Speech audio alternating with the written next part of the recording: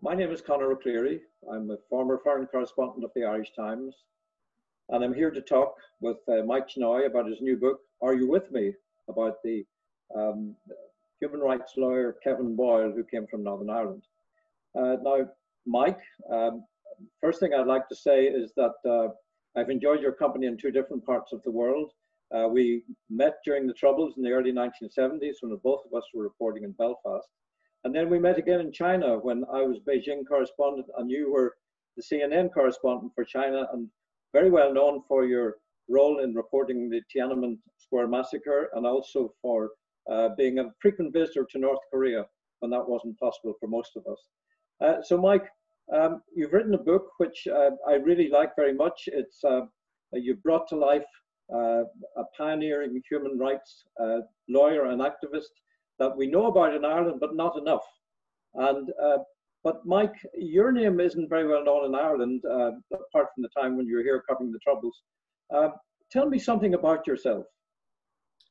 Well, I was a foreign correspondent for CNN for almost 25 years and worked for a couple of the other American TV networks before that, mostly based in Asia. I lived in Hong Kong and in Beijing and covered the Asia Pacific region and other points beyond. But in the 70s and 80s, as you mentioned, I did cover the Troubles.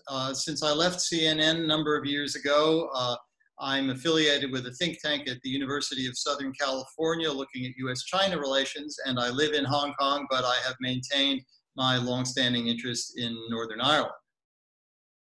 Well, I presume, Mike, that it was in Northern Ireland that you first met Kevin Boyle. Tell me about how you met Kevin Boyle and how your relationship with him developed over the years. I first got to know Kevin Boyle when he was a visiting scholar at Yale University during the 1972-73 academic year. I was in my final year at Yale, and I had been involved in the anti-Vietnam War movement and civil rights movement in the States, so I had followed with great interest the progress of the civil rights movement in Northern Ireland. So when he came to Yale, we met, and I asked if he would be willing to supervise me in a kind of independent study course on sort of topics in Irish history. So we met every week for a full academic year. He would assign me readings. We got to be friends, and he also became something of an intellectual mentor to me as I sought to understand what was going on in Ireland. And then later, as I began my journalistic career, as you mentioned, coming in and out of Northern Ireland quite a bit in the mid-70s, I often stayed with him, and he was very, very helpful. What I didn't know during that first year that I kind of got to know him was that he had come to Yale, and I only discovered this in researching the book, because he'd gotten sort of burned out with the way the violence in the North had sort of eclipsed the political struggle for civil rights that he had been very deeply involved in the early stages, and seeing there was no longer a space for street politics, political activity, he came to Yale for a year to recharge his batteries and try and find another way he could play a role in Northern Ireland. And he did indeed find that by getting involved in various legal cases, trying to use the law as a tool to rectify injustices in the North. But none of that was known to me at the time. We simply were friends, and he was an important intellectual mentor. Mike, you described in very great and very interesting detail the role of Kevin Boyle in the early stages of the civil rights movement in Northern Ireland, where he was a leading figure. And his role there has been very, very highly regarded by historians looking back in the 1970s period as a constructive role, and somebody who always sought to seek peaceful resolution rather than get involved in other activities.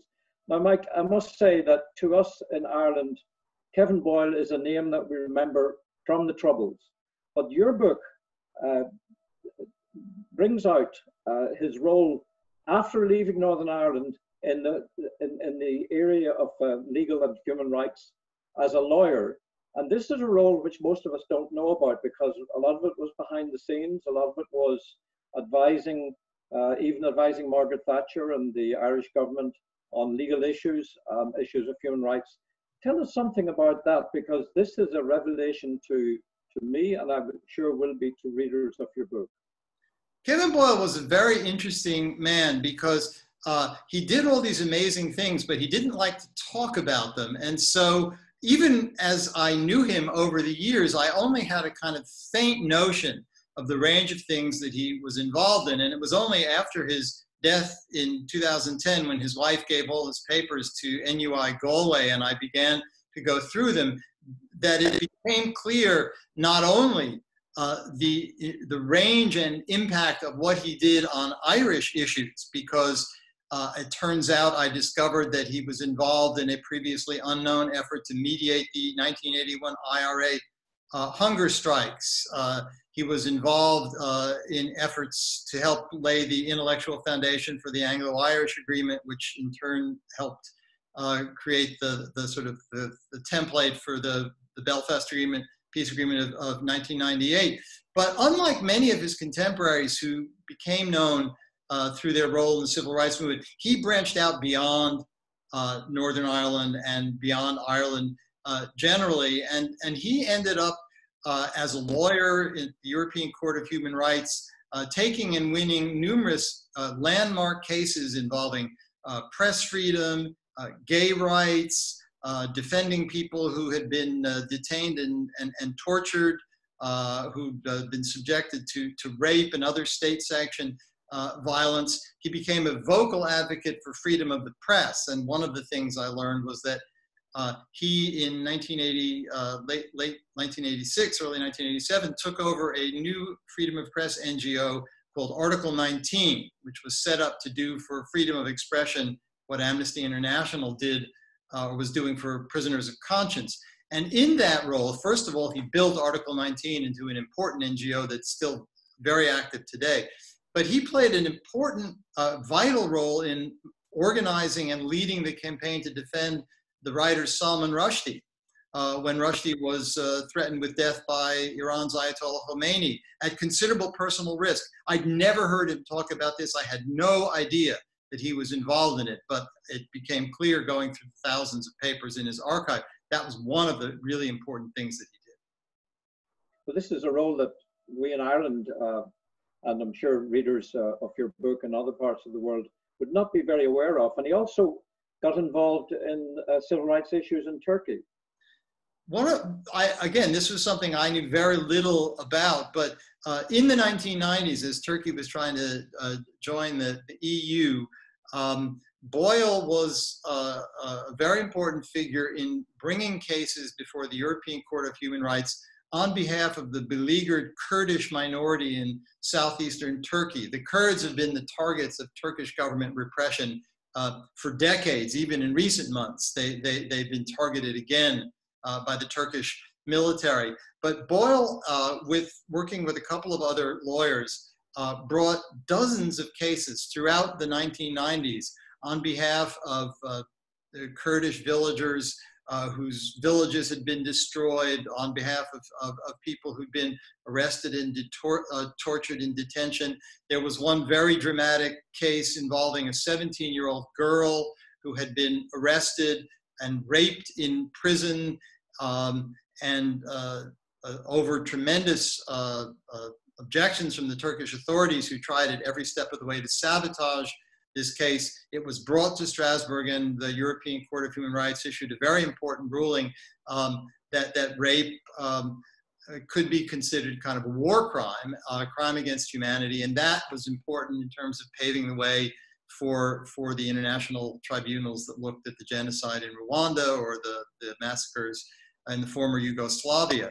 And at the same time, what was striking to me was that Boyle was simultaneously acting as a pioneer in creating the idea that human rights law and human rights should become a feature of an important academic discipline. And he first set up the Center for Human Rights at NUI Galway, and then he built up the Human Rights Center at the University of Essex, where he taught for the last 20 years. Because there's a very interesting line in your book where you say if human rights was a religion, the University of Essex would have been a seminary. And this was partly because of Kevin Boyle's role in promoting and educating the legal profession, especially about the need for legal representation in human rights issues.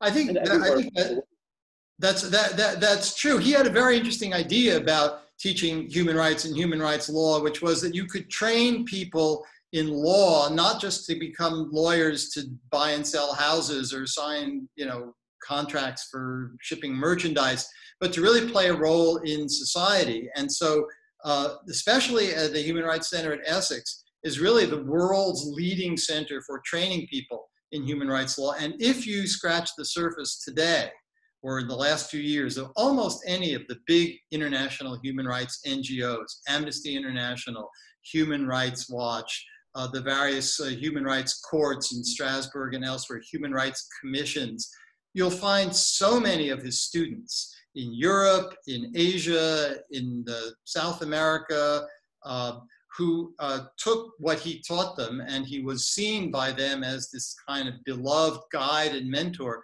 and have then themselves become very important actors in the battle which goes on today for human rights. Well, Mike, I must say, I thought I'd read every good book written about Northern Ireland or people involved in the Northern Ireland Troubles. And you've proved me wrong. This is a wonderful book about a most fascinating and courageous character whom we deserve to know more about. And I hope that your book sells extremely well, because it's a wonderful read. It's beautifully written, and I congratulate you and I congratulate your publishers on bringing it out.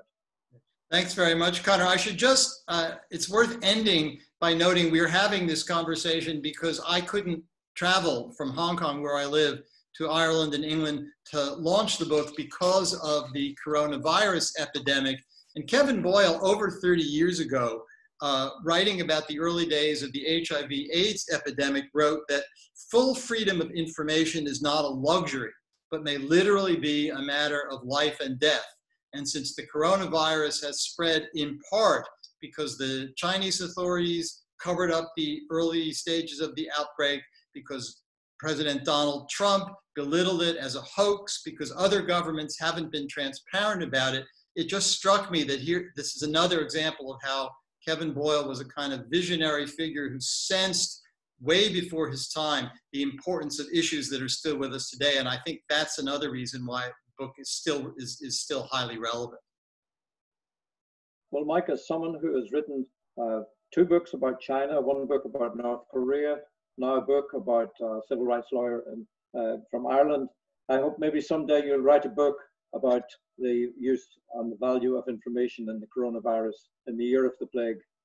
Thank you very much, Mike. It's been a pleasure as always to talk to you, and I hope we meet again soon physically. Thanks very much, Conor. Take care.